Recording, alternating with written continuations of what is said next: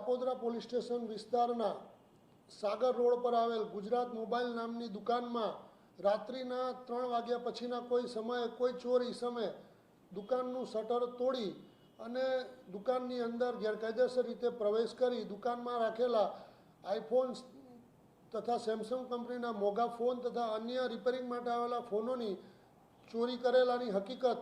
Kapodra police station ખાતે આવેલ છે અને હાલ આ ગુનાની ફરિયાદ લેવાની કાર્યવાહી ચાલુ છે અને આ ચોરીમાં આશરે ₹30 લાખ રૂપિયાના મોબાઈલની ચોરી થયેલ હોવાનું પ્રાથમિક દ્રષ્ટિએ જણાઈ આવેલ છે।